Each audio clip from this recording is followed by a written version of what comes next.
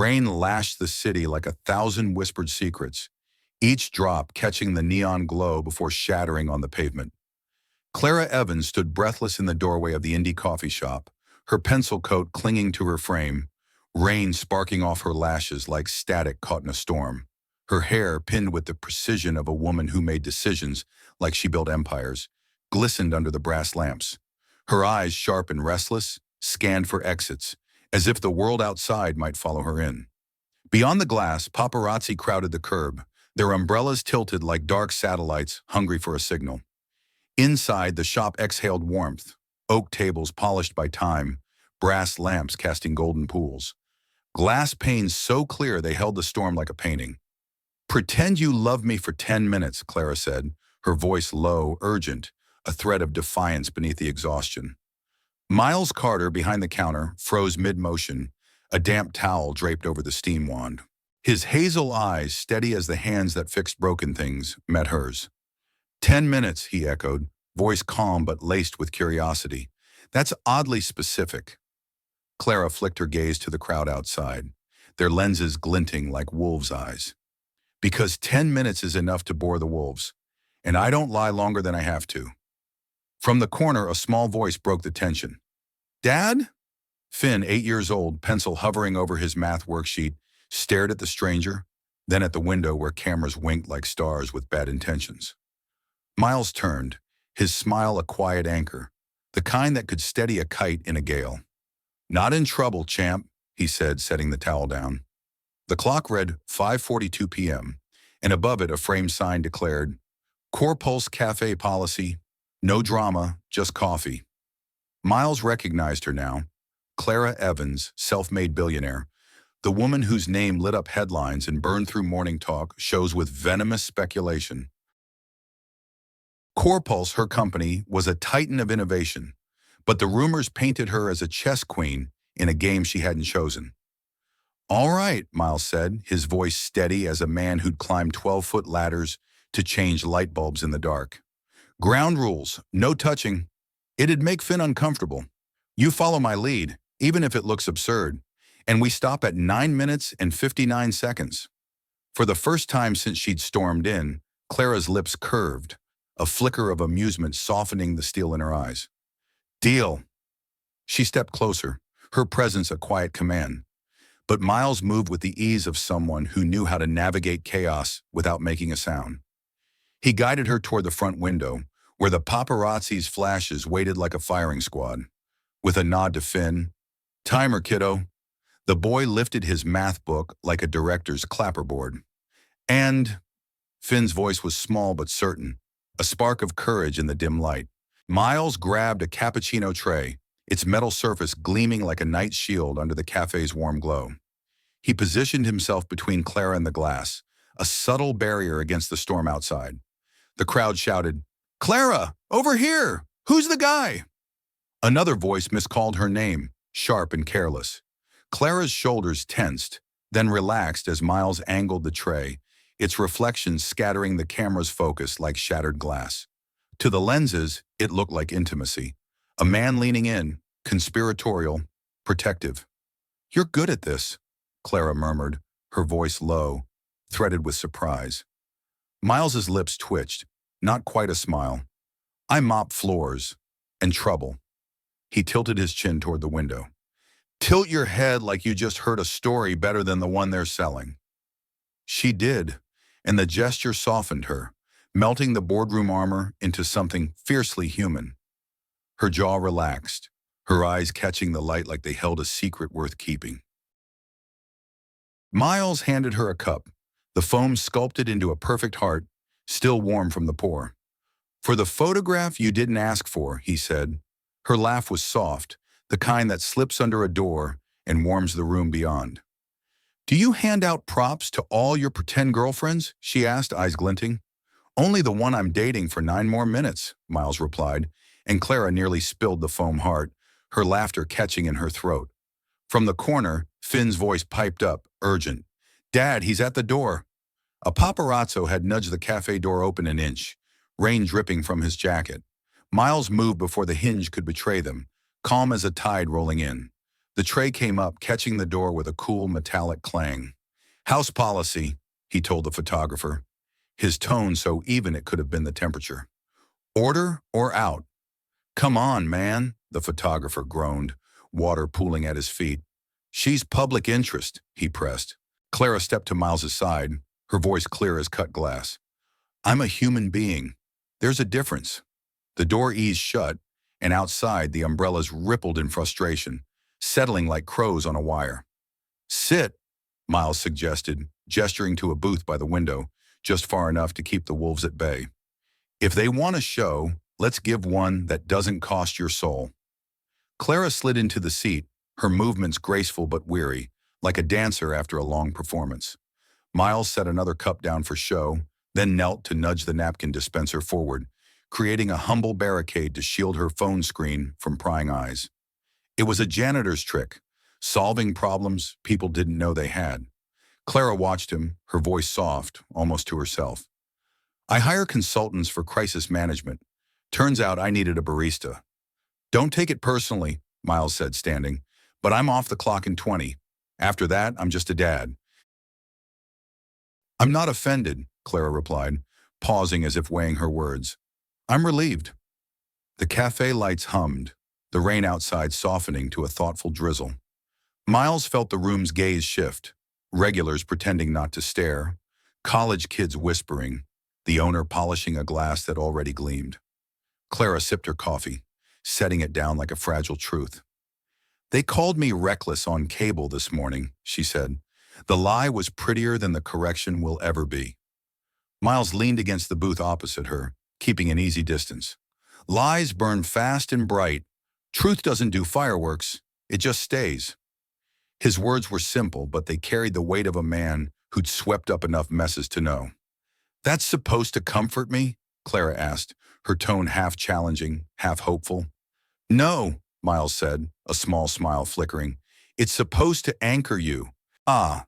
She looked at him then, really looked, her gaze tracing the clean stubble on his jaw, the dimple that appeared only when he wasn't trying to be anything but himself.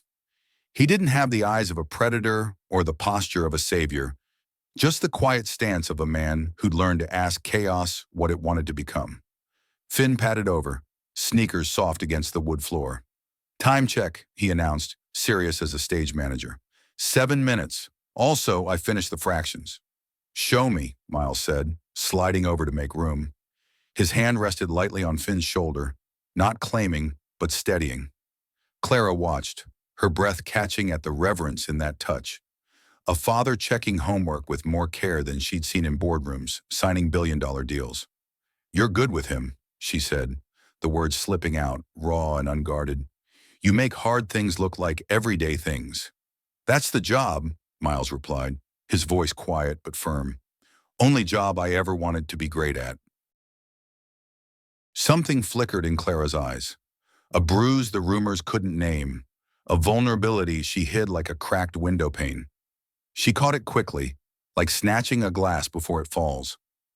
Glancing at the window, she saw the cameras thinning, some drifting off to chase a louder storm. 8 minutes, she said suddenly. "What's your name?" "Besides the guy who blocks cameras with a coffee tray." "Miles Carter, that's Finn," he said, nodding toward his son. "I'm Clara," she replied, though she knew he already knew. "I know," Finn said, solemn as a judge. "My grandma watches you on the business channel and yells when the men interrupt." Clara's laugh warmed the air, softer this time, like sunlight breaking through clouds. "Tell her I'm fine. I've been interrupted by experts." "She'll like that," Finn said, then trotted back to his table. Mission complete. Miles straightened. "So how do you want to exit this scene?" Clara paused, then surprised them both. "Through the back. They'll forget me when the city turns to neon." She hesitated, then added, "But could you stand in the doorway with the tray until I'm out of the alley? I don't want them getting bold." Miles spun the tray once, catching the light like a coin flipped for luck. "Bold men love a mirror," he said, tilting his head toward the glass. "Ready?" "Ready." Clara rose, smoothing her coat, her shoulders squaring into the geometry of command. But at the door she turned. "Miles," she said, her voice softer now, "you didn't ask why I needed this." Didn't need the story to do the decent thing, he replied. Dignity doesn't ask for a spotlight. It brings its own light. Her throat tightened, the kindness catching her off guard. Not loud, but vast, like a sky clearing after a storm. They moved together, Miles leading with the tray as a courteous shield. Clara close behind, her steps measured, chin level. Finn watched from the booth, counting under his breath like a stage manager. 9:30, 9:40, 9:50. They slipped through the back corridor, the air thick with cinnamon and damp coats. At the exit, Miles nudged the door open with his shoulder, scanning the alley. Clear enough, he said. Clara stepped into the gray mist. The downpour softened to a gentle drift. A siren wailed faintly across the city, a bus sighed in the distance. She paused, turning back. Thank you, she said, the words carrying a weight that wasn't transactional but human, raw, real. 10 minutes are up, Miles said gently. You don't owe me anything. Clara lifted her chin, a vow to herself. Then here's what I owe myself. To walk out of here with my head still tethered to my heart. She reached for the bulletin board, tucking a card there, then reconsidered and slid it face down onto Finn's math book. If the world gets noisy again, call. I can return a favor. We're good, Miles said, but his eyes spoke the language of lifelines, understanding the offer for what it was. In the 2-second silence, their hands didn't touch, but something passed between them, a handshake of trust. Clara stepped into the rain, gathering herself like a headline rewritten, and vanished around the corner. Miles stood in the doorway until the alley became just another slice of the city. He lowered the tray, and the café exhaled, the tension dissolving into the hum of the espresso machine. Finn trotted up, solemn. Was she a princess? Miles grinned, despite himself. No, kiddo. She's the kind who builds the castle and fights for better sidewalks. Finn nodded, satisfied. Cool. Miles ruffled his hair, returned to the counter, and steamed milk that sang like a small train, leaving an honest station. He wiped the counter, lined up cups with quiet ceremony, and flipped the open sign to closed. Outside, the umbrellas were gone, the rain just rain. On the table, Clara's card lay like a small white island. Clara Evans, CEO, Core Pulse. A direct number inked in decisive strokes, and, unexpectedly, a tiny heart that looked like a coffee bean. Miles didn't pocket it. He tucked it under the register, where lost things waited to be claimed. Ready for home, kiddo? He asked. Finn shouldered his backpack, heavy with fractions and the weight of a rainy day. Can we make hot cocoa? Always, Miles said, and they stepped into the evening, the city wrapping them in its quiet, ordinary grace. The city exhaled into a rinsed evening, its amber lights flickering like promises kept in the quiet. Miles, Carter, and Finn stepped out of the Core Pulse Café, father and son, a pair the city often overlooked until it needed saving. The storm had softened, leaving the streets gleaming as if polished for a moment of grace. Somewhere downtown, a newsroom slotted a headline, Clara Evans spotted with mystery man. In the grainy photo, Miles's coffee tray glinted like a night shield, a quiet defiance against the flashbulbs. By morning, Clara would stride through the glass lobby of her empire, Core Pulse, only to learn that her 10-minute boyfriend mopped its floors.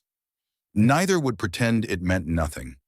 In a glass-walled boardroom high above the skyline, morning sun spilled gold across the city, ironing its edges into crisp composure. Clara stood at the head of the table, her presence a stillness that could hush a storm. Behind her, a screen displayed 3 slides, clean, unadorned, no room for drama. Across the polished table, 2 board members flickered on a video call, a legal associate scribbled notes, and an empty chair waited like a held breath for the wild card. Agenda, Nora Lynn said, her pen tapping once, a soft gavel's echo in the cathedral of wealth. Stabilize optics before the quarterly meeting. Craft a narrative we can live with. Choose the hard way now, or the impossible way later. Clara exhaled through her nose, her silver ring catching the light like a vow. Hard way, she said, always. The door swung open, and Miles entered, his hair damp from the downtown walk, his shirt free of the cafe apron but carrying the same careful posture. A man who'd been the tallest in his class yet never used it to loom. His eyes swept the room, clocking the polished floors, the glass walls, the insulated silence of Money Sanctuary. Without a word, he found the empty chair, as if it had been waiting for him all along. "Mr. Carter," Nora said, rising to shake his hand, "thank you for coming on short notice." Miles nodded, his voice steady, grounded. "I come cheap, but I don't come careless." Clara's lips twitched, a spark of amusement softening her steel. Nora's eyes warmed, a flicker of approval. They could work with that. She clicked the remote and the screen lit up with a collage of headlines, some false, some lazy, all loud as sirens. "Our analysts say the market's not panicking," Nora said, her tone clipped but calm. "But the chatter's corrosive. You know the game. If we don't tell our story, someone sells us theirs." Clara folded her hands, her ring glinting like a quiet rebuke. "I want a story without varnish," she said, her voice clear as a bell. "One that says I'm not chasing sainthood. I'm leading Corpulse. On time, above board." Miles glanced at the window where the city's angles stacked like truths you could stand on. "So why am I here?" he asked, his tone not challenging, but searching, like a man who'd fixed enough broken things to know when a foundation was off. Nora looked to Clara. Clara didn't flinch, her gaze locking onto his with the weight of yesterday's rain-soaked café. "Because in a room that smelled of cinnamon and storms, you kept my head tethered to my heart," she said. "The photos are out there now. I didn't plan the rumor, but I can steer the narrative." Her words hung in the air, heavy with purpose. "For 3 weeks, we appear as a couple at a few public events. We act like we're dating. We act like human beings. No lies about who you are. No charade that tramples your dignity." Miles listened, his eyes steady, the way a father tracks a storm veering toward his son's world. "Why 3 weeks?" he asked. "Because it carries us through the shareholder meeting," Nora answered, her voice precise. "It's honest to the arc of news cycles. Any longer, and it becomes a campaign. We're not running for anything." Miles leaned back, considering. "Ground rules." Clara slid a slim folder across the table, its pages unapologetically paper, no gloss to hide their intent. "We've drafted terms," she said. "No expensive gifts, no physical contact beyond what we agree to in the moment, and never in front of Finn without his comfort. No intrusion into your private life. I won't use you as a prop." Miles's jaw tightened, his thoughts flickering to Finn's math worksheets, his small hand gripping a pencil.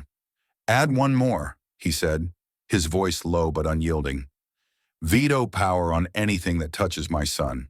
If a camera catches him, if a schedule disrupts his routine, if a story turns him into content, my no ends the sentence."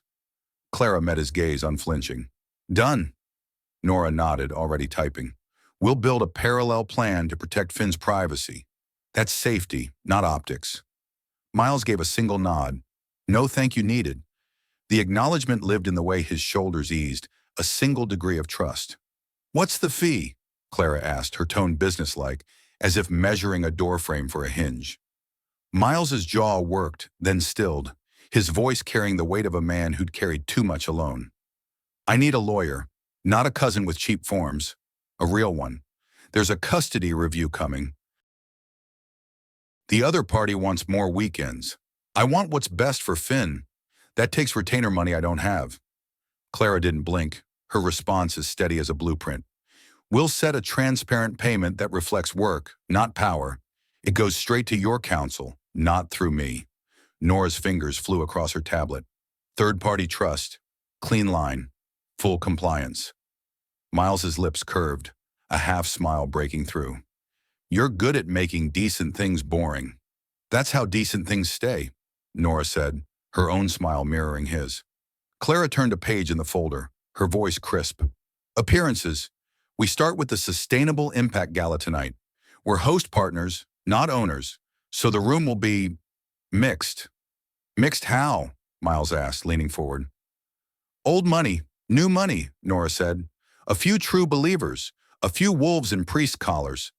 Smile without surrender, speak little, but when you do, make it fit on a post-it. Cameras love sentences that stand alone. Miles's lips quirked, a spark of humor in his eyes. You've got a whole theology for this. I've got a spine, Nora replied, her tone mild but unyielding. And a job I can do without bleaching my conscience. They hashed out specifics. No social media posts from Miles. No off-the-record drinks with reporters. A signal, a hand over a coffee cup, to cut an interaction short. A nothing gesture that meant everything. Clara would loop security and facilities, ensuring Miles and Finn's badges cleared public floors without hassle. The legal associate laid out consent language, each clause precise as a wrench in a toolbox. Miles read every line, his attention steady, like a man who'd fixed machines that couldn't afford to fail. Questions? Clara asked as silence settled. Two, Miles said, his voice cutting through the room's hum. What do I call you off camera? Clara, she said, her tone softening. Not Ms. Evans. Titles belong in boardrooms, not kitchens. And the second, he said, the air tightening around the table. Who's going to hate this the most? Nora flicked to her final slide, a grayscale headshot of Victor Slade, his smile sharp but never reaching his eyes. Activist investor, she said. He's not our enemy. He's a misaligned incentive. He thinks Clara's work ethic masks soft edges, and he's betting he can push her out by making enough noise. Miles studied the photo, his voice dry. Looks like a man who thinks a broom only sweeps one way. Clara's voice warmed, but the steel remained. Let me handle Victor. And who handles you? Miles asked, the question slipping out before he could stop it. Nora's gaze slid sideways, surprised, then not. Clara didn't look away. I do, she said, her words steady, certain. And for 3 weeks, apparently, you do. A small smile nudged Miles's mouth, the kind that shifts a room's gravity. Then let's write it down. They signed, ink scratching a compact promise on heavy paper. Not romance, but respect, bound in clauses that guarded what mattered most. Time with a child, time with a company built bolt by bolt. Clara capped the pen, closing it like a door shut softly. After hours, we'll meet at the café, she said. Not for cameras, to rehearse entrances and exits, so we don't trip over each other tonight. If you can drink coffee this late, Miles said, a glint in his eye, I can drink an apology if it's warm. Clara's laugh was brief, unguarded. Deal. Nora gathered the papers, her voice crisp. I'll circulate badges and briefing notes. Pick a sentence to say if cornered. One that doesn't feed the beast. Mine's we're focusing on the work. It's as original as a doorknob, but it opens rooms. Miles thought for a moment. How about we keep our promises where the cameras aren't? Nora paused, nodded. That's clean. Clara tilted her head, her eyes on Miles, not the skyline. Mine's, we treat people like they're not disposable. The boardroom felt less like a stage and more like a quiet station, waiting for a train they'd chosen together. They broke, stepping into the elevator, where the mirror reflected 3 different battles and 1 new language. How to be simple in a complicated world.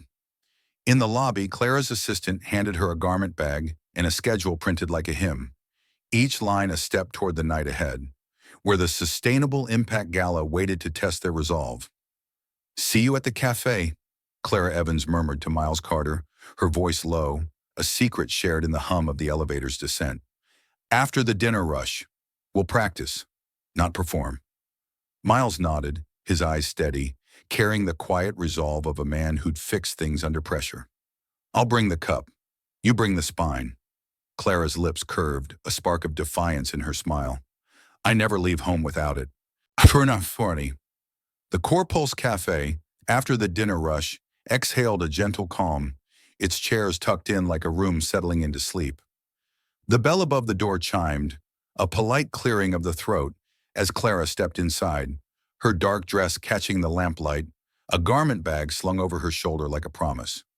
Miles stood behind the counter, sleeves rolled, the espresso machine hissing like rain on a tin roof. He raised a hand in greeting, not the wave of a headline, but the quiet nod of a neighbor who knew your name. Stage marks, Miles said, sliding 2 coasters onto the floor like taped X's on a film set. This one keeps you angled from the worst glare. This one keeps me from blocking your face if I need to shield the camera. Clara set her bag down, stepping onto her mark with the precision of a woman who'd walked boardrooms like battlefields. What do we do if they ask for our origin story? She asked, her voice testing the weight of the question. Miles poured a small latte, the foam unphotogenic but honest. We tell the truth, minus the obituary. You came in from the rain. I handed you a cup. We were kind. Clara repeated it softly, tasting the grain of the sentence. We were kind. The words felt like a vow she hadn't known she'd made.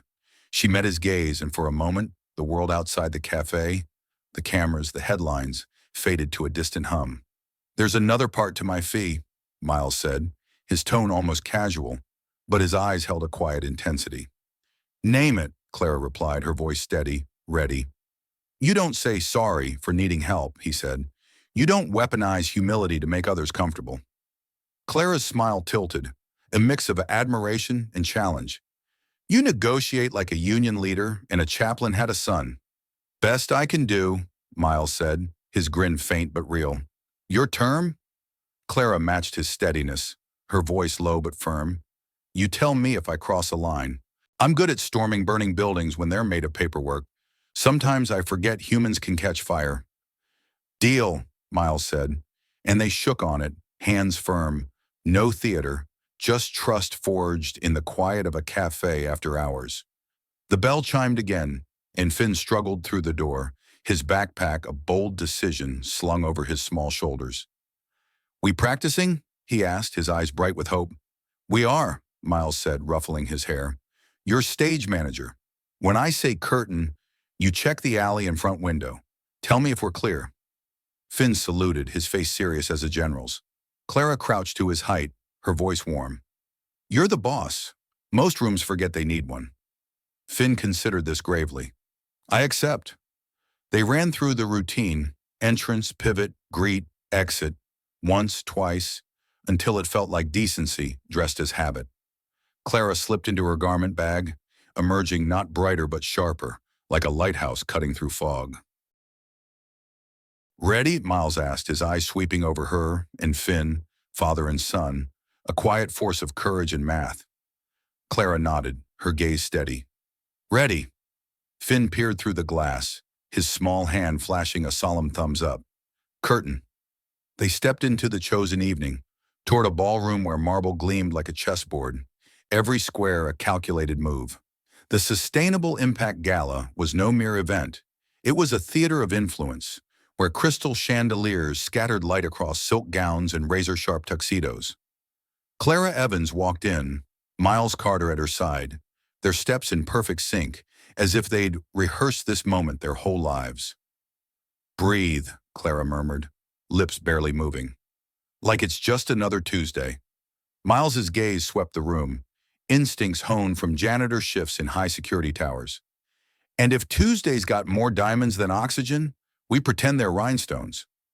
Clara's eyes locked ahead, a faint smile curving her lips. Exactly. The cameras caught them instantly, flashes bursting like a storm breaking. Miles's borrowed suit fit him like he'd earned it, every seam a testament to his quiet defiance. Clara's emerald dress shimmered like a blade catching light, sharp and unyielding. Together they were a headline that paused to breathe, a story that refused to run. Half a step into the gala's thrum, Clara's right heel snagged on the carpet's edge, a faint snap of leather and metal lost in the music's swell. She felt it, a give, a betrayal of balance. But before she could falter, Miles's hand was at her elbow, steadying her with a touch so subtle no one saw the shift. His voice was low, calm as a still lake. Don't look down, smile. Clara's jaw tightened, her pulse spiking. It's broken. Not tonight, Miles said, guiding her with the grace of a dance partner to a shadowed recess just beyond the camera's reach. Hold here. 2 minutes. From his jacket, he produced a slim black pouch, an instinct born of years fixing what others overlooked. Clara blinked, a spark of disbelief cutting through her tension. You carry tools to a gala? You carry armor, Miles said, kneeling to inspect the damage. I carry repairs. The gash in the heel was clean, the pin bent just enough to wobble, His fingers, steady as a surgeon's, retrieved a safety pin and a strip of medical tape. He glanced up, a glint of humor in his eyes. Don't ask why I have this. Some janitor secrets are classified. Clara smirked, despite herself. You're kneeling in a $5,000 tux, fixing a $1,200 heel with 50 cents of hardware. Exactly, Miles said, securing the heel with quick, practiced motions. Value's not about price tags. It's about what holds when it matters. She looked down, not as the CEO surveying a problem, but as a woman seeing a man refuse to let her stumble in public. Her chest tightened, not with fear, but with something softer, unguarded, a recognition of his quiet heroism. Miles rose, offering his arm. Ready to make the wolves wonder what just happened? Clara took it, her repaired heel clicking against the marble as if nothing had faltered. They moved toward the grand staircase, and Miles leaned closer, his voice a thread only she could hear. Walk like you own the building, not just the stock. She did, her poise unshaken, the cameras capturing the shimmer of her gown, and the man beside her, who belonged not because of wealth, but because he chose not to be small. At the ballroom's entrance, a familiar smirk awaited. Victor Slade, his tuxedo sharp enough to cut glass, stepped forward as Clara reached the top of the stairs. Evening, Clara, he said, his voice dripping with mock courtesy. I almost didn't recognize you with... Help? Miles cut in, his tone mild but unyielding. Careful, Victor. You almost sound impressed. Slade's eyes narrowed, but Clara's smile was flawless, a blade of its own. I hope you enjoy the speeches tonight. I hear integrity's making a rare appearance. A camera flash froze the moment, her poise, his bristle, Miles's quiet presence like punctuation that made the sentence land.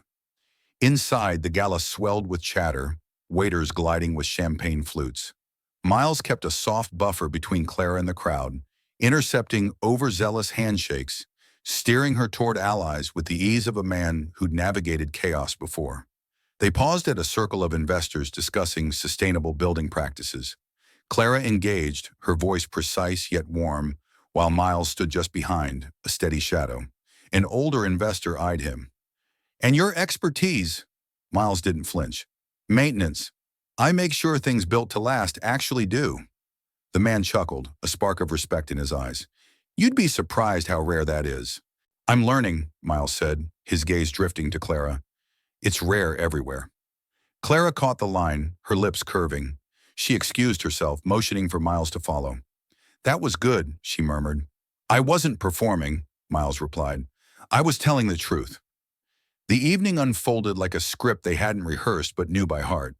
When Clara gave a toast about ethical growth, Miles stood just inside the frame, not smiling for the cameras but listening, really listening, as if her words were a blueprint worth building. They made it through without another slip until they reached the valet station. Rain had returned, dotting the pavement with silver coins. Miles opened the car door, and in the sedan's reflection, they saw it, her repaired heel, still holding strong.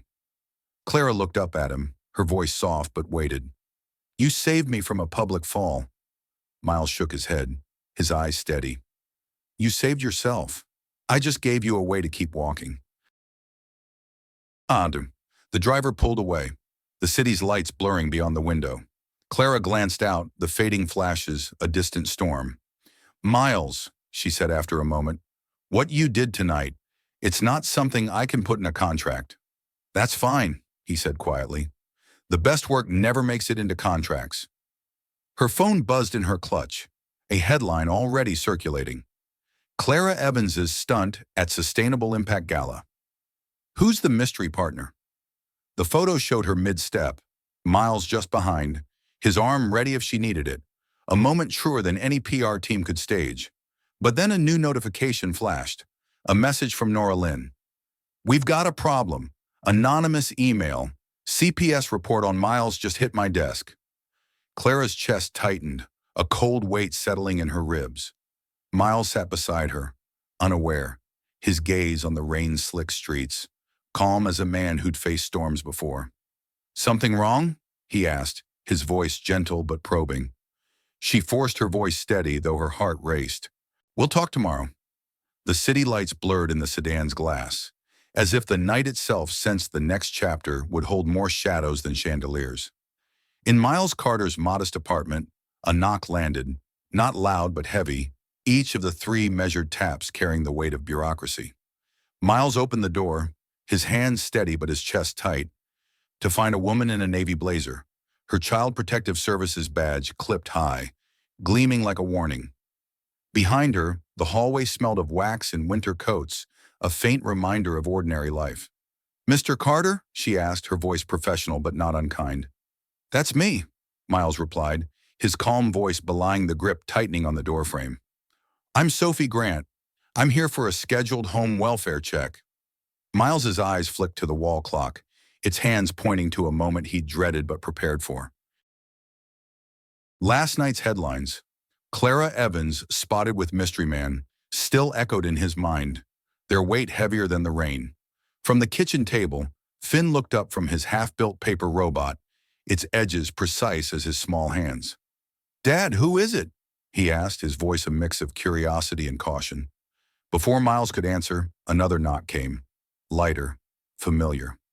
Clara Evans stood in the doorway, a takeout bag in hand, her hair loose, rain clinging to her coat like scattered stars. "Dinner delivery," she said, her smile bright but pausing as she caught sight of Sophie's badge. It didn't falter, though. It held like a flame refusing to flicker. "Come in," Miles said to Sophie, stepping aside. He glanced at Clara. "You too." The apartment was humble. 2 bedrooms, books stacked neatly against one wall, a rug worn from years of Finn's homework sprawls. The air carried the faint warmth of cocoa, a trace of evenings spent building more than robots. Shoes lined up by the door, laundry folded in baskets, a corkboard pinned with Finn's spelling tests in tidy rows. Miles's life was visible in every detail, a testament to care in the face of scrutiny. Sophie glanced around, her clipboard poised. "I'll need to see where Finn sleeps, the kitchen, and any medications." Miles nodded. "We'll start with his room." They moved down the short hallway, Clara lingering behind, her eyes scanning the space, not judging, but cataloging, as if memorizing the shape of a life built on quiet strength. She noticed Finn's worn comic books on the nightstand, robot parts laid out with an engineer's precision. No mess hid in corners, no chaos masqueraded as charm. Sophie took notes, checked smoke detectors, asked routine questions. "Any changes in your work schedule? How often is Finn left unsupervised?" Miles answered without a trace of defensiveness. "Evening shifts, never alone. If I'm not here, he's with my sister or Ms. Duffy, our neighbor." Both cleared last year. Sophie nodded, marking her clipboard. "School records?" Miles handed her a folder from the counter. Report cards, attendance logs, a teacher's note praising Finn's focus. Clara caught the faintest shift in Sophie's expression. Respect, perhaps, for a man who didn't scramble. Miles had been ready, his life an open book with no torn pages. Sophie moved to the kitchen.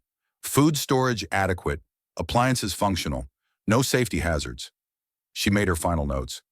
"Mr. Carter, this visit was prompted by an anonymous concern. It's routine, but we'll follow up in 2 weeks." Miles didn't ask who filed the report.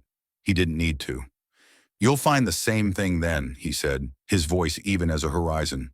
"That's the goal," Sophie replied. She turned to Finn, her tone softening.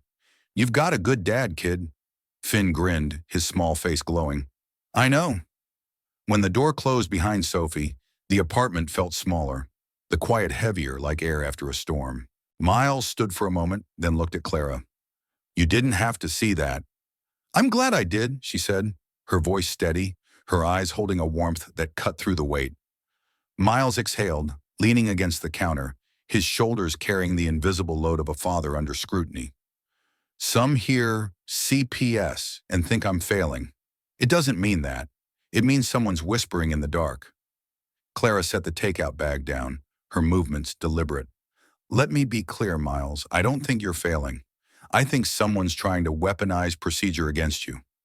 His jaw tightened, a flicker of anger in his eyes. "Yeah, and they're dragging Finn into it." "Not if I can help it," Clara said, her voice firm but not overbearing. Miles shook his head, but she pressed on. "Listen, I'm not here to storm your fight. but I can connect you with a family attorney who knows CPS procedure inside out. You don't have to use them, but I want you to have the option." Miles studied her, his gaze searching for cracks in her sincerity. "You always have a contingency plan ready." "Always," Clara said, a faint smile breaking through. "It's how I keep standing." Something in Miles's shoulders eased, just enough to let the moment breathe.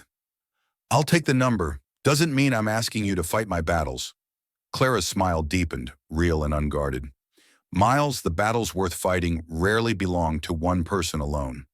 They sat down to dinner, takeout containers spread between them, Finn chattering about his robot's design, gears and dreams in equal measure. Clara listened, asked questions, her laughter soft but genuine, her focus on Finn sharp as if he were a negotiation she couldn't afford to lose. Miles caught her watching his son, her eyes carrying the same intensity she brought to boardrooms, but softer, warmer, as if she saw in Finn the heart of what mattered. When Finn went to wash up, Miles leaned back, his voice low. "You know, you walked in right as they showed up.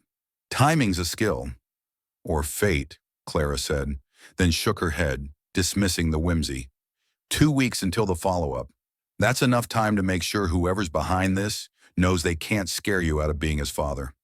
Miles's eyes held hers, steady and unyielding. "They can try. They'll lose." The conversation shifted to logistics. Finn's school schedule, Miles's shifts, the next public appearance. But beneath it ran a new current. Trust, built not in contracts or gala speeches, but in the unglamorous space of a kitchen table after a government check-in. As Clara left, she paused at the door. "Miles." "Yeah? You didn't ask why I came tonight." He thought for a moment, his gaze soft but certain. "Didn't need to. Some show up for headlines, others for the quiet parts." Clara's lips curved, her eyes softening like a sky clearing after rain. "Good night, Miles." Irony. When the door shut, Miles looked at the neat row of papers on the counter, Sophie's visit a lingering echo. It hadn't shaken him, but it had reminded him the world had teeth, and that some, like Clara, would stand beside him when it bared them. Across the city, Norlin closed her laptop with a sharp snap, an internal email thread burning on her screen. It traced the CPS tip to a name she knew too well. Victor Slade's assistant. Her fingers reached for her phone, her jaw set. Tomorrow there would be calls, and this time, they wouldn't be polite. The presentation room gleamed, designed to dazzle even the most jaded investor.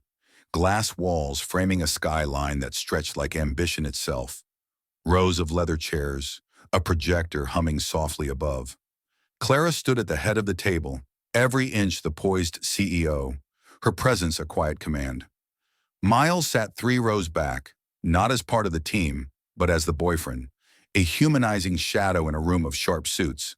From his seat, he glimpsed Finn's handwriting on Clara's notes, a doodle of a coffee cup with good luck scrawled beside it. It was a detail no one else would notice, but to Miles it was an anchor in a sea of glass.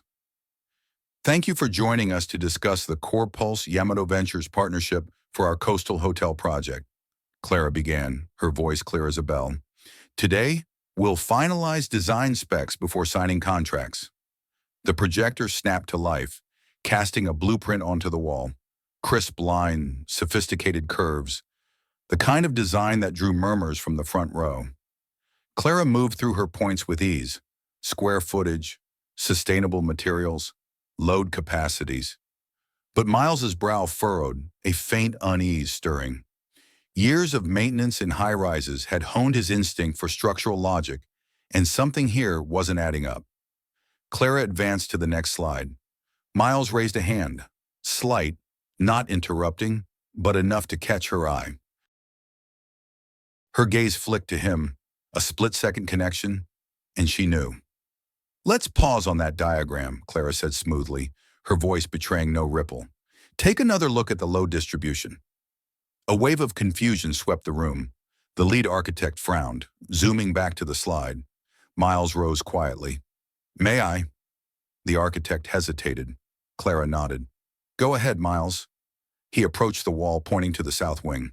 "I'm no engineer," he began, his voice steady, grounded, But I've worked enough buildings to know these support beams don't align with the load they're meant to carry. Per IBC and OSHA basics, this could mean strain over time. In a coastal location, that's a risk you don't take. The room stilled, the air heavy with attention. A delegate from Yamato Ventures leaned forward, eyes narrowing, not in anger, but in curiosity. Are you certain? Miles nodded. Certain enough I'd bet every wrench I own.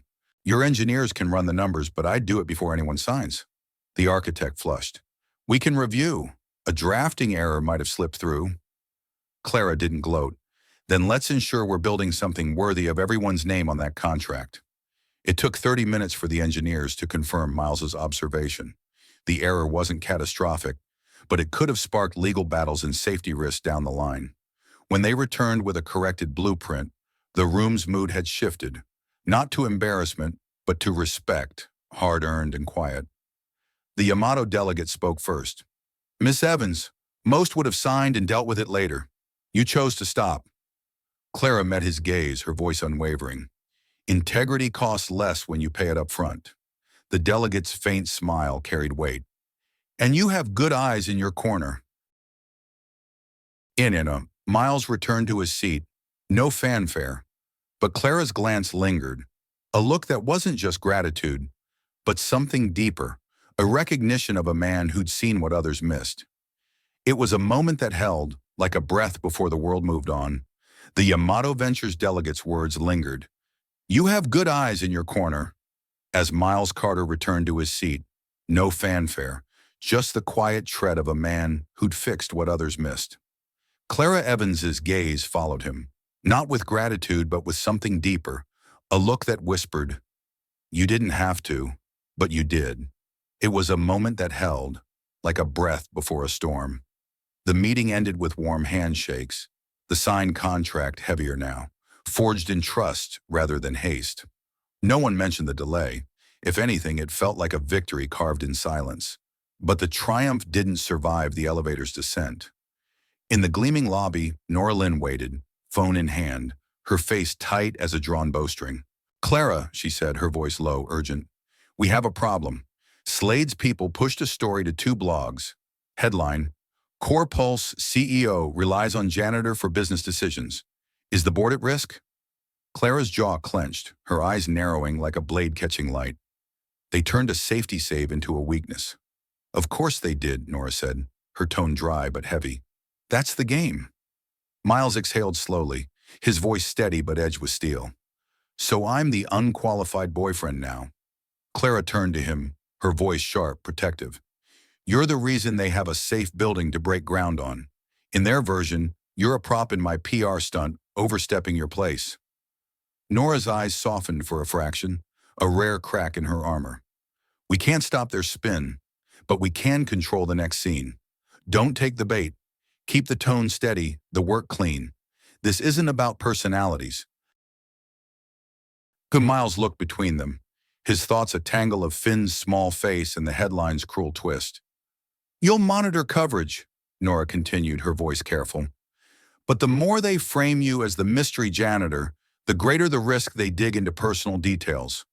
We'll keep Finn's name out of it. Clara stepped closer, her voice dropping to a whisper only Miles could hear. This is where you trust me. He held her gaze, his eyes unyielding. And this is where I remind you, Finn comes first. Always. She didn't blink. Always, she echoed, the word a vow. That evening, the Core Pulse Café felt quieter, as if it sensed the storm brewing beyond its walls. The espresso machine hissed softly as Miles pulled a shot for a regular, but his mind lingered in the conference room. Those beams, that moment, and the way the narrative had twisted before the ink dried. Clara walked in, her coat unbuttoned, carrying the kind of fatigue that didn't make magazine covers. She slid onto a stool at the counter. Double espresso, no milk. Miles raised an eyebrow. Rough day. I don't mind rough, Clara said, her voice low, resolute. I mind dishonest. He set the cup before her, its steam curling like a quiet confession. You can't fix dishonest people. No, she said, sipping, her eyes meeting his. But you can make them irrelevant, by building something they can't tear down.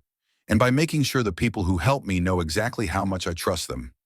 It wasn't an apology, nor a thank you.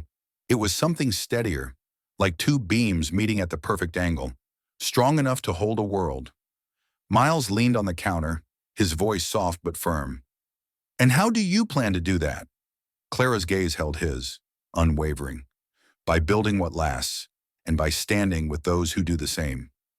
Finn appeared from the back, clutching his nearly finished paper robot, its edges a testament to his careful hands. Dad, I think it's ready. Sonor, Miles smiled, a warmth breaking through his guarded exterior. So's the next round. He glanced at Clara. We're going to need both. Outside, the city churned, headlines spinning, lights shifting, stories twisting like smoke. Inside, three people shared a quiet table, the kind of moment too honest for a press release. Somewhere uptown, Victor Slade was already plotting his next move, a shadow waiting to strike. The morning talk show blared mid-segment when Nora's text hit Clara's phone. Turn on Channel 5. Now. Clara did, and there he was, a corporate image consultant with slick-back hair, his smug ease cutting deeper than his words. The Chiron read, PR stunt or poor judgment. The host's smile was complicit, practiced. You're suggesting this relationship isn't genuine. The consultant leaned back, his voice dripping with condescension. The optics are clear. Clara Evans, under pressure from activist investors, parades a janitor in the spotlight. It's not romance. It's a calculated distraction. Quaint, cheap even. Clara muted the TV, her jaw tight, the sting not from their doubt but from how they'd turned Miles into a punchline. The audience's laughter rang hollow, free but cruel. Across town, in a midtown diner, Miles poured cream into his coffee when the same segment flickered on the overhead screen. He rarely watched morning TV, but the room's eyes found him after the janitor line, their stares heavy as accusations. Man, if they said that about me, the cook muttered, I'd have words ready.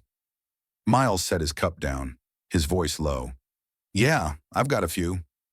By noon, he stood in Clara's office, the skyline sharp behind her, sunlight carving clean lines across her desk. He didn't sit, his stance rigid with resolve. I want to respond, he said. Clara looked up from her laptop, her fingers pausing on the keys. Miles, no. I'm not asking permission to be angry, he said, his voice sharper than intended. I'm asking to defend my name before they define it for me. Her fingers tightened on her pen, her eyes searching his. And I'm asking you not to. If you step in front of their cameras, they'll make you the story. Not us, not Corpulse, you. They'll drag Finn in, pull pictures from school newsletters, dig into your past. Clara, he cut in, his voice a low rumble. I'm not ashamed of my past. Her tone softened, but the edge remained. You're not the one I'm worried about. The truth in her words stung, and Miles felt it, a bruise he couldn't name. So I'm supposed to sit here and watch them turn me into a joke?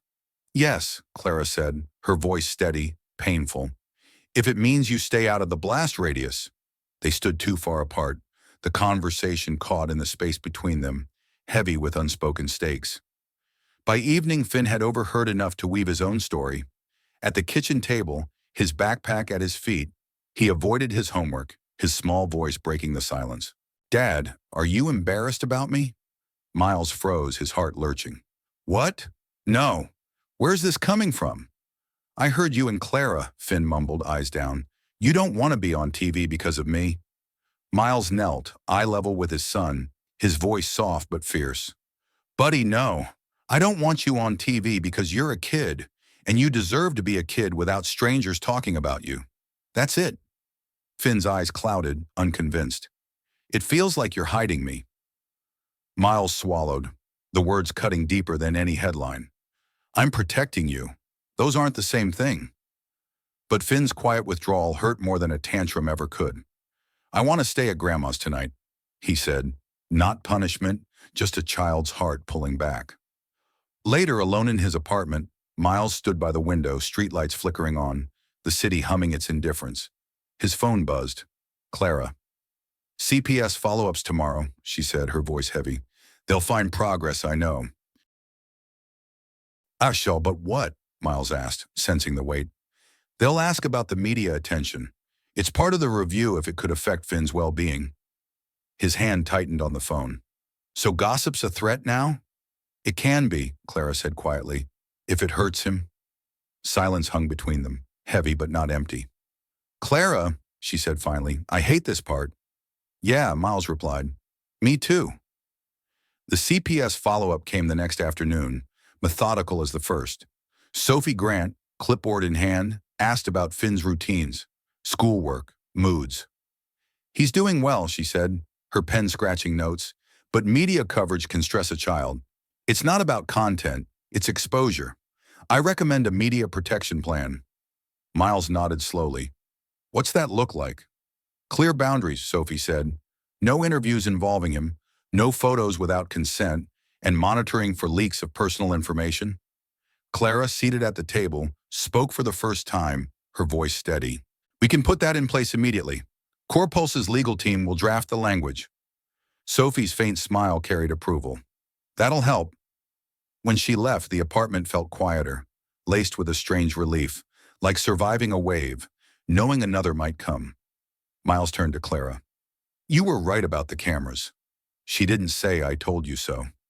I wish I hadn't been, she said, her voice soft, heavy with regret. For a moment neither moved, the air thick with unspoken understanding. Then Miles spoke, his voice low, raw. Finn thinks I'm ashamed of him. Clara's eyes softened, a flicker of pain crossing her face. Then we show him you're not. Not with speeches, with time, with days no headline can twist. Miles nodded, not because it fixed everything, but because it was the only answer worth giving. Outside, winter light faded into evening. Inside, they sat at the table, not strategizing or chasing headlines, just letting the quiet mend what the noise had frayed. It wasn't victory, but it was a start. The park wore a clean, gentle light, the kind that made the city's breath feel soft. Morning joggers sliced through the air. A dog barked twice and forgot its grievance. Clara stood on the path, hands wrapped around a paper cup she wasn't drinking, her eyes carrying the weight of a decision. Miles arrived without fanfare, sweatshirt loose, his gait steady, the look of a man who slept knowing someone needed him awake. Thanks for meeting me before work, Clara said, her voice quiet but firm. Sunrise rates are reasonable, Miles replied, a faint grin softening his edges. Then he caught the strain in her eyes. Tell me what you've already decided. She exhaled, her breath visible in the morning chill. No theatrics. We paused the pretending. The words landed like frost, sharp and cold. Miles tested them, his voice low. Pause. For how long? 3 weeks was the plan, Clara said carefully, her eyes steady but aching.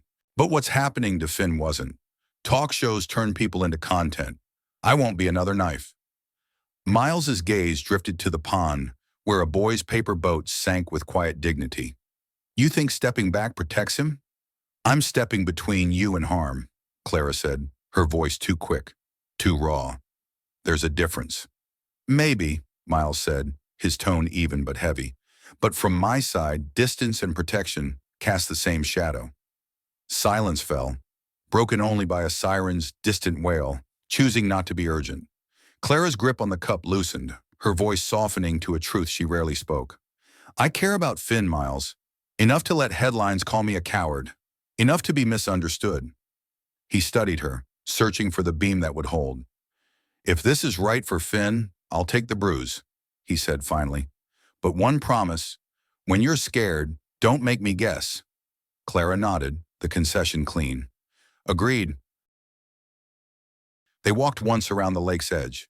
No plan, no choreography, just two people trying not to break something unnameable. At the park gate, Clara paused. I'll brief Nora. We'll douse anything feeding the fire. You don't owe the crowd a rebuttal. Miles's smile tugged, never quite arriving. I never did. He turned toward the subway and Clara watched him go, the city swallowing him with a gentleness it rarely spared. In that moment, she felt the weight of what they'd built. Not a headline, but a quiet trust, fragile but true. Sunrise rates are reasonable, Miles Carter said, his voice steady, a faint grin softening the edges of his sweatshirt-clad frame. But as he caught the strain in Clara Evans's eyes, his grin faded, replaced by a quiet intensity. Tell me what you've already decided. Clara exhaled, her breath visible in the morning chill, the words landing like frost on the park's gentle path. No theatrics. We pause the pretending. Sustaram.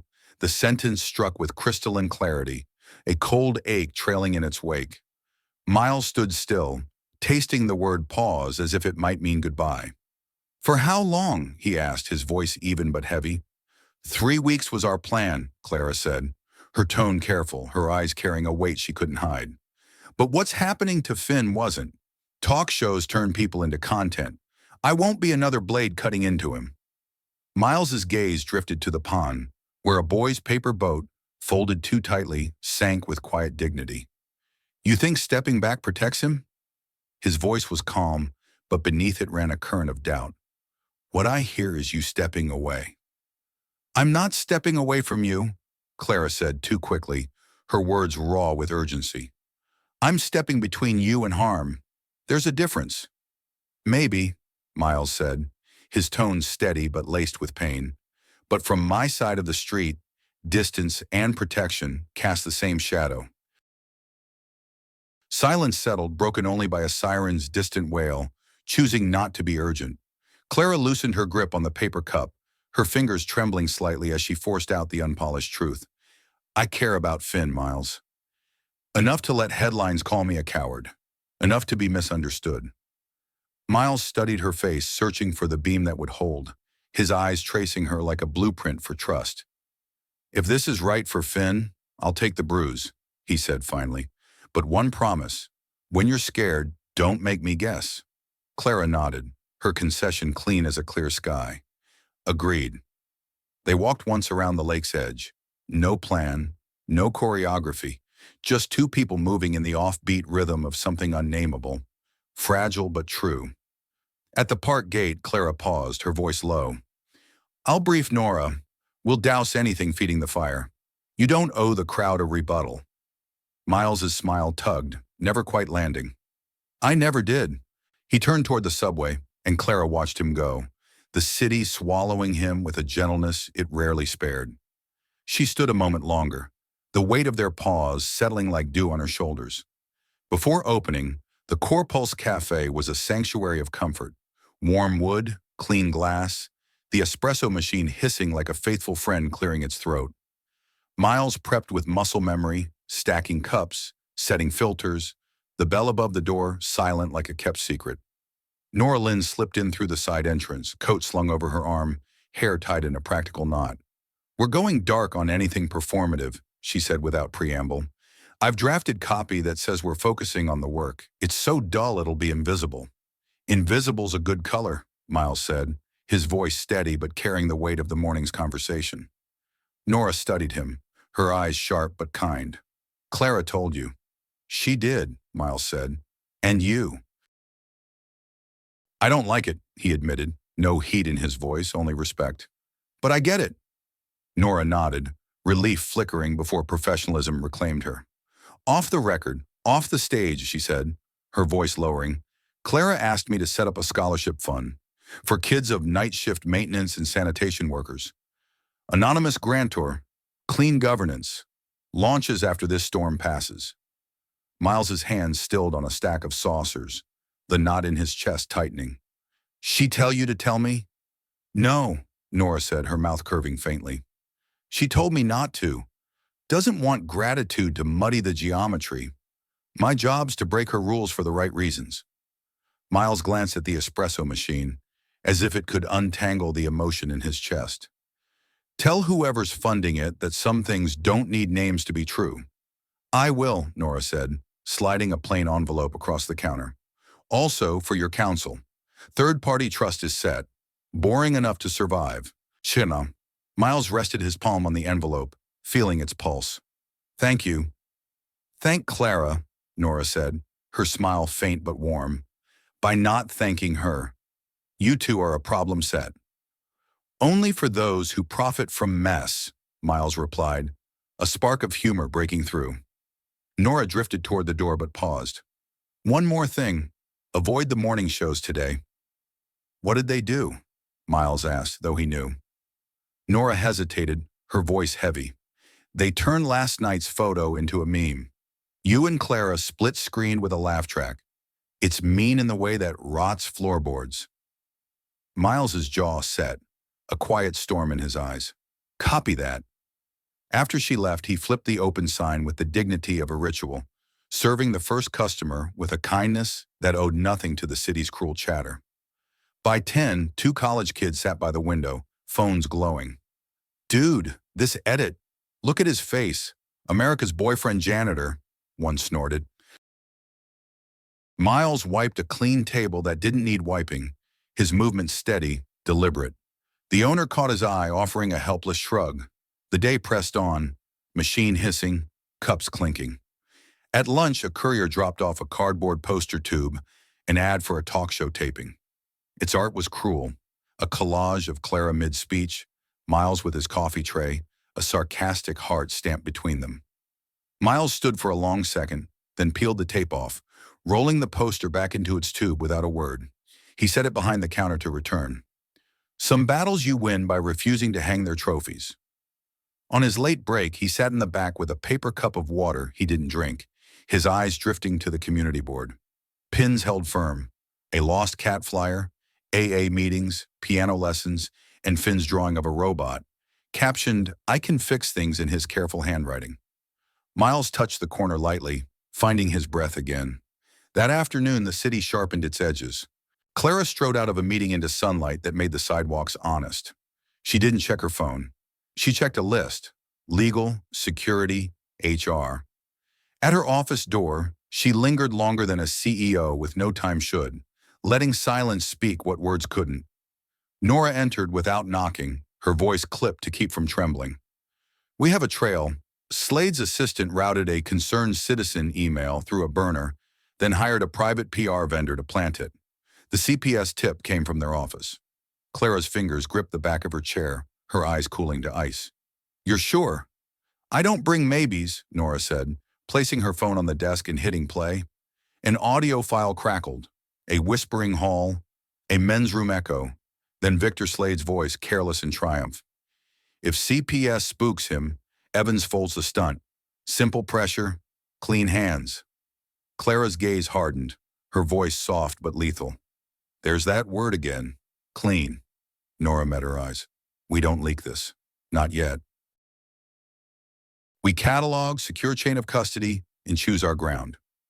Clara nodded, her jaw set. Tonight, investor conference, hotel loading docks. I want him cornered where echoes carry. Nora's brow lifted. You're going to him. I'm done letting him pick rooms, Clara said. He's been bullying air. It's time he met concrete. Nora's mouth tipped, a spark of approval. I'll bring the recorder you like, and a witness who smiles like an intern, harmless until we're not.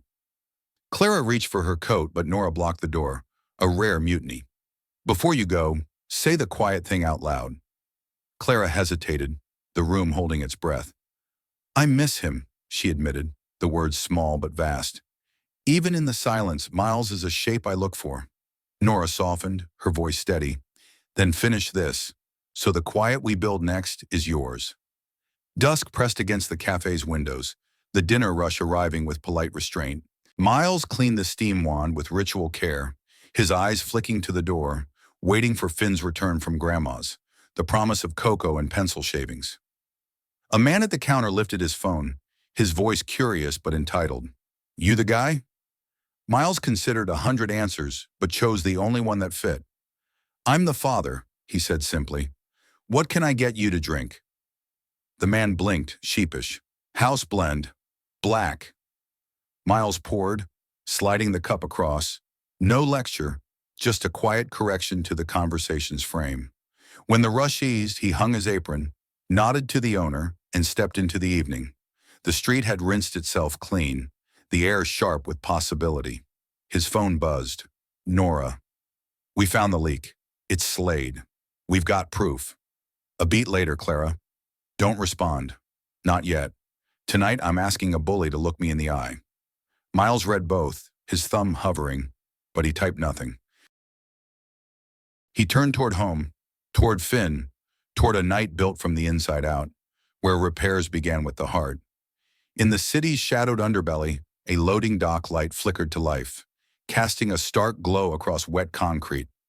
Nora Lynn pressed a fresh battery into her recorder, her movements precise, deliberate. Clara Evans tightened her coat, buttoned to the throat, her hair pulled back like a warrior choosing her ground. She rehearsed her words silently, each syllable a lit match. Stop now, or I make this official. The lie had burned hot. What came next would be no performance. It would be evidence, and concrete remembers footsteps. The rain had eased, leaving the pavement polished to a mirror's sheen, as if the city had dressed for a reckoning. Clara stood in the shadow of the conference hotel's loading dock, the gala's distant thrum muffled by walls of stone and steel. Nora lingered a few steps behind, phone in hand, a discreet microphone clipped to her lapel like a hidden blade. "He'll come through here," Nora murmured. "Car picks him up at the corner. 90 seconds, door to curb." Clara's gaze locked on the alley's mouth, her voice steady as iron. "Plenty of time for the truth." The service door groaned open, a metallic sigh breaking the silence. Victor Slade emerged, jacket unbuttoned, tie loosened, his smug half-smile that of a man who believed the night was his to command. He nearly passed her before recognition froze his stride. "Clara," he said, his voice tasting her name like an unwanted vintage. "Interesting venue for a reunion." She stepped into the dock's spill of light, her stance unyielding. "I wanted a place without applause." Slade's eyes flicked to Nora, dismissing her as inconsequential. "If this is about the press noise, it's about you feeding lies to my company's investors," Clara cut in, her voice clear as cut glass. "And turning a child into collateral," he scoffed, a hollow sound. "Oh, come on, CPS visits are routine. If your janitor boyfriend can't handle—" Her hand rose, not to silence, but to signal she'd heard enough. "Be careful, Victor. You've been sloppy. Burner accounts, hired PR hacks, and now you've said it out loud." She glanced at Nora, who tilted her phone, the recording light winking like a flare in the dark. Slade's smirk faltered, a crack in his armor. "What do you think you have?" "Enough," Clara said, her voice ablade. "Enough to walk to the ethics committee. Enough to hand to your board. Enough to make you spend a year explaining why you targeted an 8-year-old. His jaw twitched, but arrogance clung like a bad habit. "You won't do it. You'd rather win than burn the earth." "I'd rather protect what matters," Clara said, stepping closer, her voice dropping to a private, lethal whisper. "Here's your choice. Stop the smear campaign tonight, or tomorrow your name lives in the minutes of every meeting that shapes your career." For the first time, Slade glanced back toward the hotel, measuring how far his words might carry. "And if I call your bluff, then every partner you have learns you gambled a child's safety for a headline," Clara said, her eyes unyielding. "Unlike you, Victor, I don't bluff." Silence held for 3 heartbeats, the air taut as a wire. Then Slade laughed, a short, humorless bark. "You've changed." "No," Clara said, her voice steady as stone. "I've stopped giving people like you the benefit of the doubt." He moved past her toward the curb, his footsteps shallow echoes on wet concrete. His phone stayed in his pocket, a retreat, however small. Nora exhaled slowly when he was gone. "We've got it. Clean audio. No spin." Clara nodded, tension still coiled in her shoulders. "File it. Back it up in 3 places." They stepped toward the street, but halfway there, Clara froze. Across the road, cameras swarmed like vultures, spilling from a black van. In their center stood Finn, a small figure in a red jacket, his backpack slipping from one shoulder. Clara's breath caught, her heart lurching. She didn't think. She moved, heels striking asphalt, coat flaring like wings. "Finn!" she called, her voice sharp enough to slice through the shutter's clatter. His head whipped around, eyes wide with fear. A photographer stepped in front of him, bending low for the shot. Clara's hand closed on Finn's shoulder a second later, pulling him gently but firmly to her side. She turned her back to the cameras, her coat a shield, her voice cold as steel. "This isn't your scene. Public sidewalk, the man shot back, lens glinting. Not for him, Clara said, her stride unbroken as she led Finn away, his small hand tucked into hers. The flashes kept coming, but she didn't waver. Behind her, Nora's voice rose, sharp and commanding, summoning hotel security, calling out names, noting badge numbers. By the corner, the photographers were pushed back, but the damage, the intrusion, the photos was done. Finn's voice was small, trembling. Why were they waiting for me? Clara crouched eye level, rain gathering in her hair like tears she wouldn't shed. Because some think stories matter more than people. They're wrong. He nodded, his trust in her eyes almost too heavy to bear. Miles arrived 2 minutes later, breathless, relief flooding his face at the sight of Finn unharmed. Then his gaze hardened, taking in the chaos behind them. "We're going home," he said, his voice final, a wall against the world. Clara straightened, her voice soft but weighted. "I'm sorry, Miles. I didn't get here fast enough." He looked at her, then down at Finn, his eyes softening. "You got here. That's what matters." They walked to the waiting car, Miles on one side of Finn, Clara on the other, their steps an unspoken pact, holding steady in the space between. The streets swallowed the flashbulbs and shouts, leaving only the rhythm of 3 sets of footsteps, resolute against the night. In Clara's coat pocket, Slade's voice waited on the recorder, a weapon poised to turn evidence into consequence. Morning light cut sharp edges in the conference room, rows of chairs aligned like soldiers, a low stage with a podium clean as a promise. Security stood along the walls, not theatrical but present, their silence a shield. Nora stood by the center aisle, headset in place, her eyes sweeping with metronome precision. This wasn't a day for improvisation. Clara stepped from the wings, pausing behind the curtain. The presses shuffle, notebooks, throat clearing, sharpening questions filling the air. At the hall's back, an easel held a placard. Core Pulse Bright Bay Transparency Briefing. No tagline, no flourish, just truth. Nora touched her elbow. Deep breath. Say it like you're telling the truth to a room that listens. "That's exactly what I'm doing," Clara said, her voice steady. "Good," Nora replied. "We're recording for our archive, not theirs. History favors first sources." Clara stepped to the podium, and the room hushed on instinct. "Good morning," she began, her voice clear as a bell. "I'm Clara Evans, and I'm here without spin because some things we don't fake." Cameras clicked, pens paused, a ripple of attention spreading. "First, I'm suspending any campaign that smells of image varnish. For the next quarter, our narrative is milestones, risks, numbers you can audit. If you came for gloss, try another room." A reporter in the second row raised a hand. "Ms. Evans, are you addressing your recent appearances with—" "I'll get there," Clara said, her tone kind but firm. "Second, evidence." She nodded to Nora, who slid a folder to the document camera. Screens lit up with timestamps, emails, a flowchart, modest but damning. "These record a coordinated smear," Clara continued, her voice unwavering. "A burner account seeded lies about my leadership and targeted a private citizen, Miles Carter, with insinuations meant to trigger a CPS welfare check. CPS did their job. They found a stable home and a good kid. The smear failed on facts, not volume." Another reporter called out, "Who's behind the emails?" Clara didn't smile. "The trail leads to Victor Slade's office, an activist investor opposing our strategic plan. We have audio of him admitting the tactic." She let the words hang, heavy as truth. "Our ethics committee has the materials, as do our partners. If they release more, that's their process, not my performance." The room shifted. Chairs leaned forward, murmurs stilled, facts carrying their own gravity. Clara rested her hands lightly on the podium. "Now the part that isn't about markets. Miles Carter is not a prop. He's a father, a worker, whose dignity doesn't need my permission. These past weeks turned him into content. I consented to some appearances.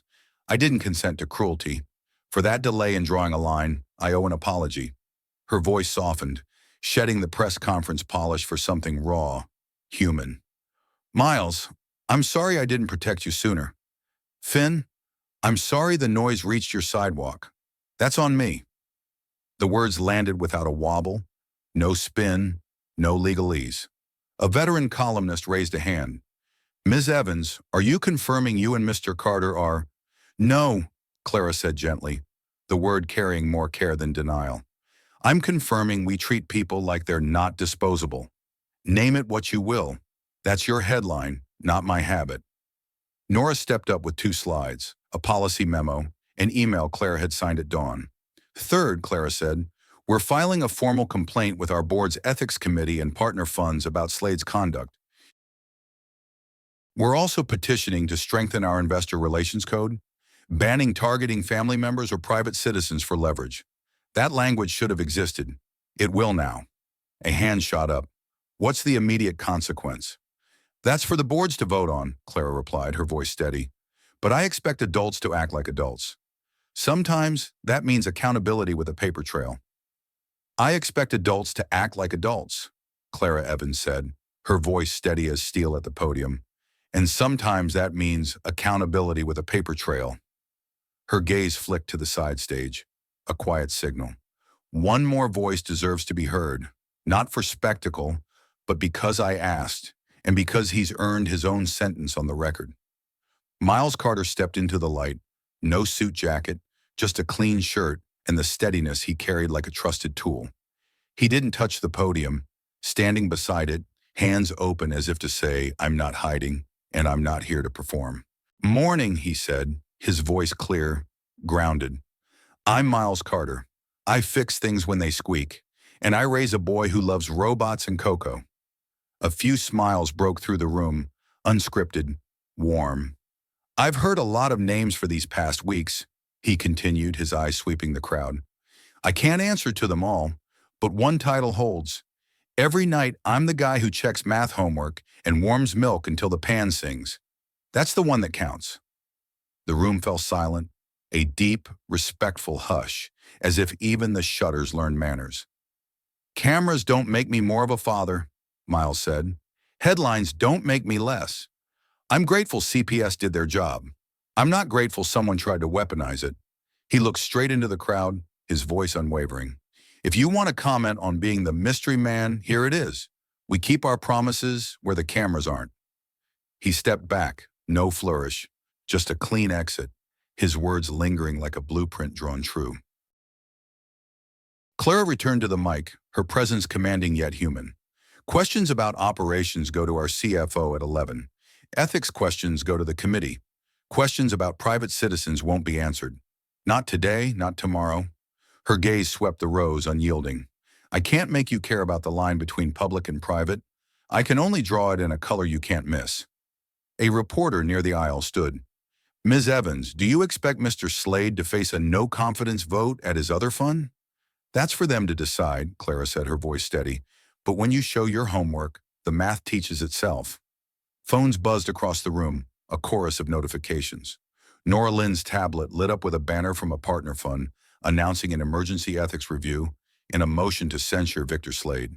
A minute later, another ping, an allied board scheduling a vote to suspend Slade's advisory privileges pending investigation.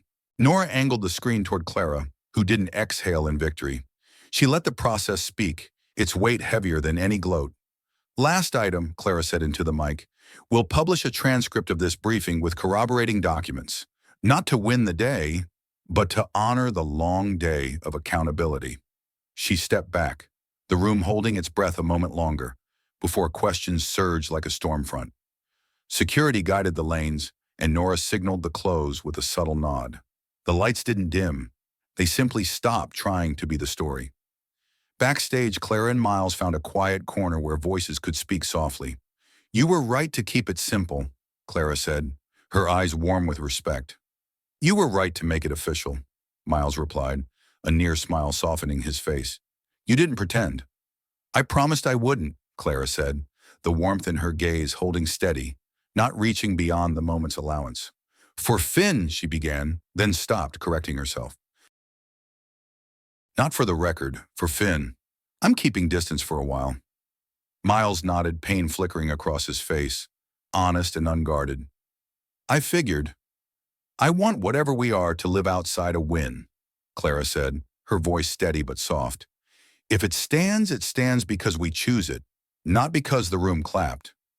Miles looked at her, the way a man looks at a bridge he trusts, not for the view, but for its integrity. Then we'll let quiet do its work. Nora appeared, her update professional, yet luminous. Two funds just moved to review Slade. The narrative's shifting. Clara's expression held no triumph. Good, let the math teach. In the hall, reporters lingered, drafting stories that would try to shrink or amplify the day. Backstage, Miles checked his phone. A text from Grandma. Finn's reading after school went great. He wants to show you a new paragraph tonight. Miles's reply was instant. Tell him I'll bring the cinnamon. He looked up. Clara had stepped away, giving the room back to its purpose. She didn't look back to see if he'd follow. He didn't. Not yet. The victory would walk on its own legs today. What came next wasn't a press moment, but a room with warm lamps and an unreserved chair. A quiet place where policy became care, where two people decided if feeling could outlast the noise. The sign above the new door was unassuming. Quiet room, no gold trim, no Corpulse logo, just brushed steel letters catching the lobby's light, inviting a second glance. Clara stood, hands in her coat pockets, watching two night shift cleaners step inside for the first time, unaware of her presence. She preferred it that way. The space was Miles's idea. Soft chairs, paperback shelves, a coffee station, lockers for personal belongings, a worn rug for anyone needing a moment to breathe. Looks like it's been here forever, Miles said, leaning against the doorframe.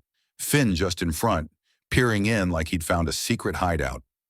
Clara smiled, her voice soft. That's the point. No grand opening, no ribbon. Just here when it's needed. Miles stepped inside, his hand grazing a low bookshelf. Like someone finally remembered the people who keep the lights on. You remembered, Clara said, her gaze steady. I just signed off. Finn wandered to the reading nook, picking up a dog-eared copy of The Phantom Tollbooth. Can I read in here? He asked, eyes wide. Miles looked to Clara, who nodded. It's for anyone who needs it. They watched Finn settle into an oversized armchair, legs swinging, the book opening like a door to another world. Miles leaned closer to Clara. You didn't have to let me design this. Yes, I did, she said softly. I'm not interested in leadership that pretends it thought of everything first. For a moment, they stood in the room's quiet hum, the coffee pot gurgling like a gentle heartbeat. Clara broke the silence. The board voted this morning. CPS closed the file. No follow-up needed. Miles's shoulders loosened, his breath easing as if a weight had lifted. That's a relief I don't have words for. Don't need words, Clara said. Just keep doing what you do. He looked at her, a wry smile tugging.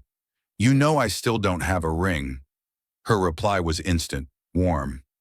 You've got hands that build, fix, and make cocoa. That's enough. Something in Miles's expression lightened, a warmth breaking through. Before they could say more, Nora's voice came from the doorway, tablet in hand. Sorry to break the mood, but you've got 30 minutes before the policy announcement. And Miles, I've warned facilities. If they don't keep this place stocked, you'll show up with your own coffee filters. Miles grinned. Threats already on the table. Clara turned to Nora. Is the scholarship fund ready? Nora's face softened.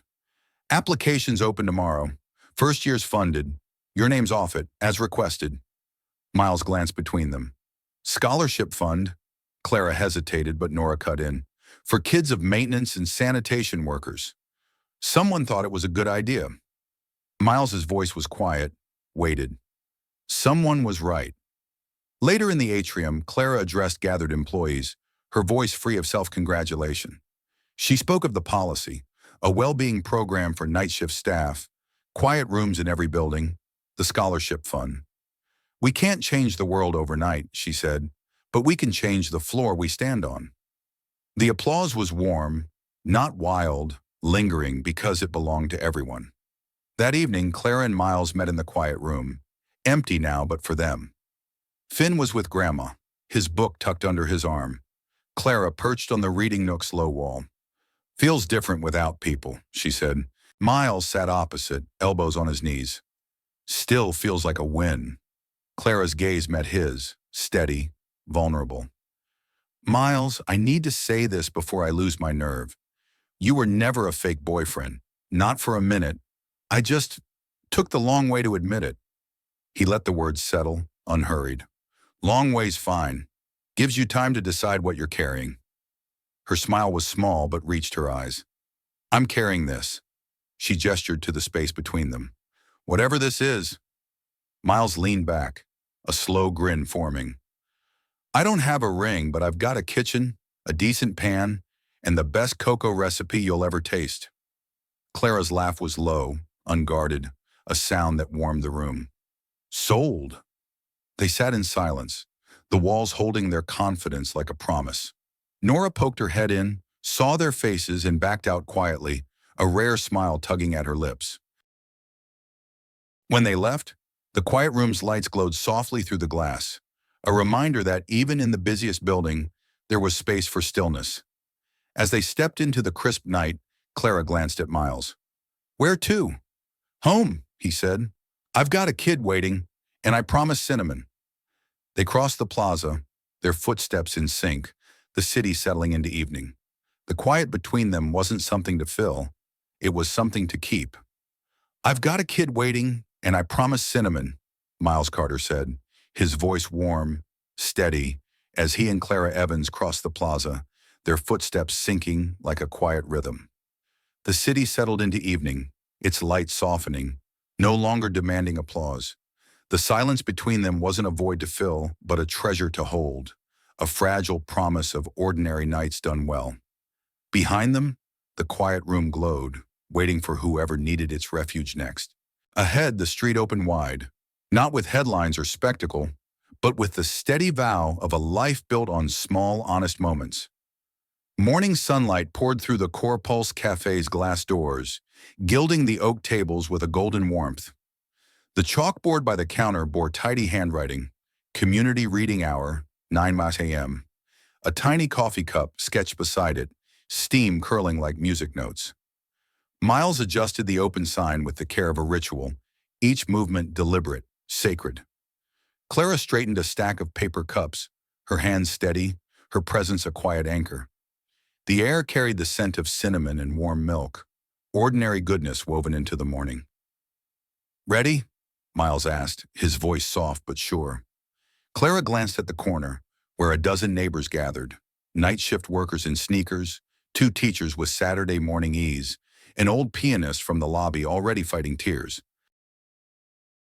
I've never been more ready to be small, she said, her smile carrying a warmth that outshone the city's skyline. Finn stood on a wooden step Miles had sanded smooth, its edges soft as kindness itself. He clutched stapled pages, his hair comically askew, tempting every mother in the room to fix it, though none dared. He cleared his throat, and the room hushed, a collective breath held in anticipation.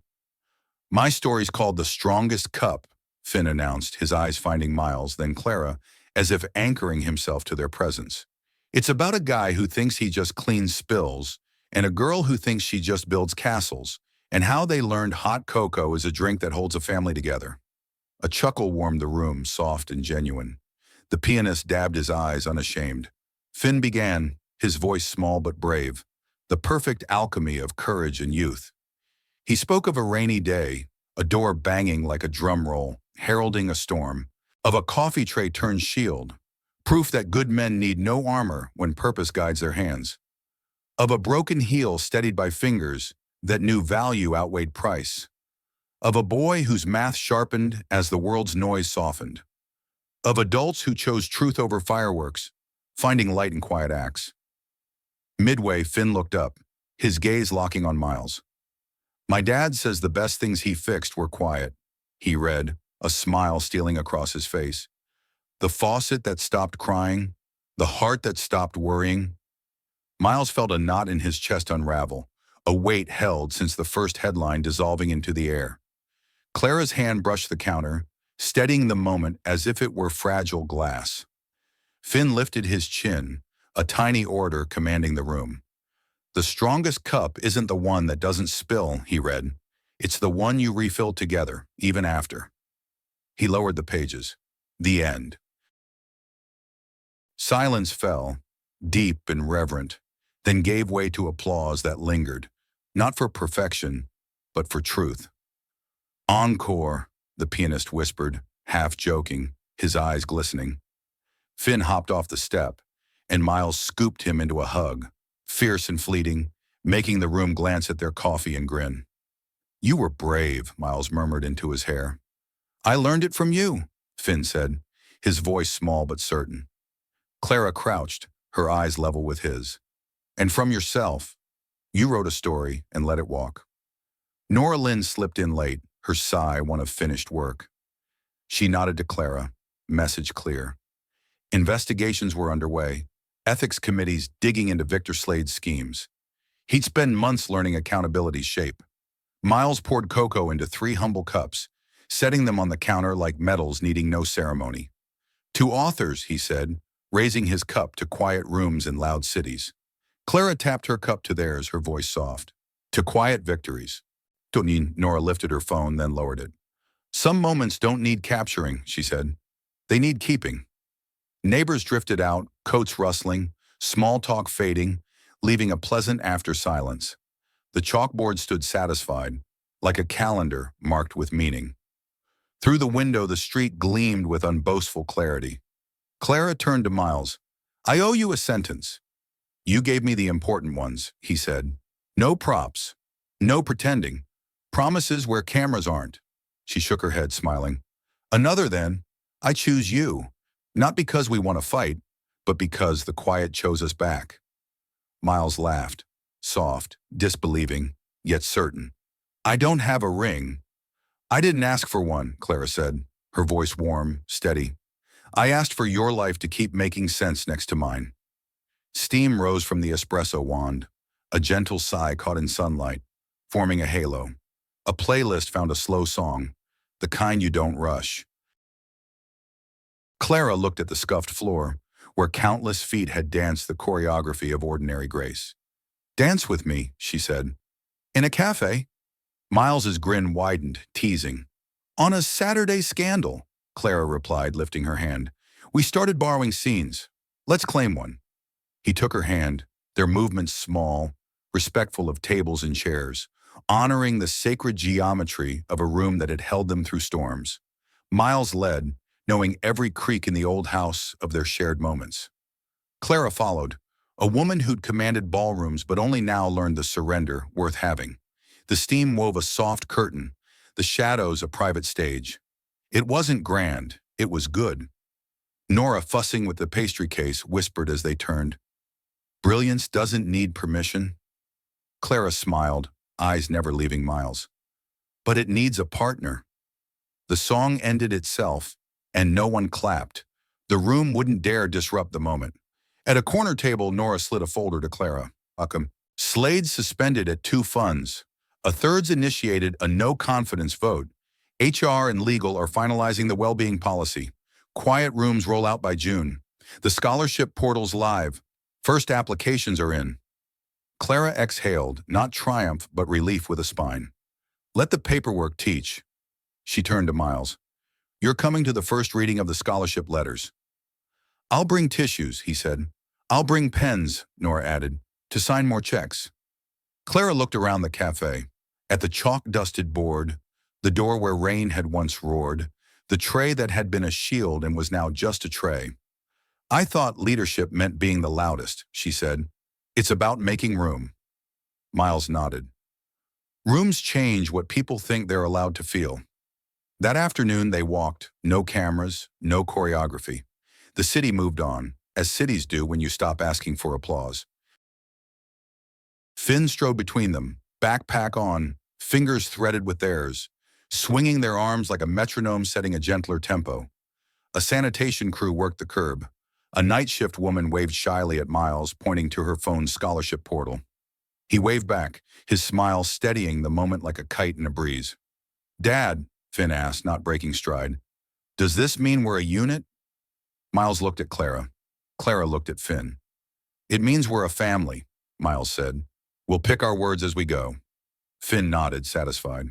Good. My story needs a sequel. Clara laughed, the sound bright and free. Careful. Sequels are risky. Only if you write them for the wrong reasons, Miles said. We'll write ours because we're still here, Clara replied. They reached a corner, the crosswalk sign blinking a small white promise. They waited. The light changed. They stepped off the curb, together, all three. Behind them, the cafe's windows softened the room into a warm memory. Ahead, the street opened wide, ordinary, clean, honest. Finn squeezed their hands. We started pretending for the world, he said, his voice rehearsing a line he'd written himself. We're ending by telling the truth to each other. Clara and Miles exchanged a glance. The morning steam lingering in their hair, their coats, their breath. A gentle weather, not a storm, a reminder of warmth. They didn't rush or pose. They walked, the strongest cup not on the counter, but in the life they held together.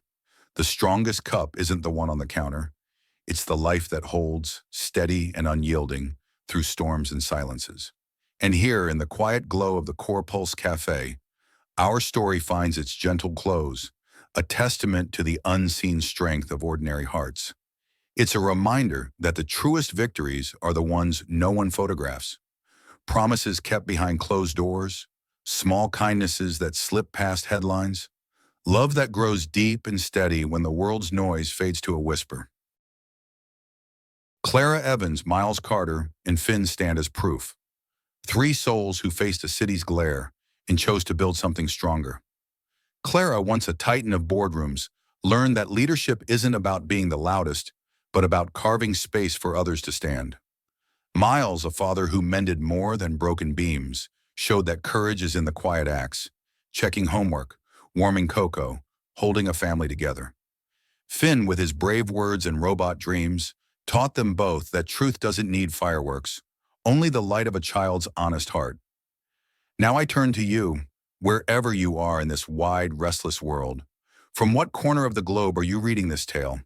Your cities, your stories, your quiet triumphs, they matter here. Share them in the comments, weave your voice into this circle of hope, and let's keep it alive. If this journey stirred your heart, subscribe to the channel to join us for the next story we'll tell together. And if you know someone who needs a spark of light today, share this with them. It might be the warmth they've been searching for. Thank you for lending your time, your attention, your heart to this story.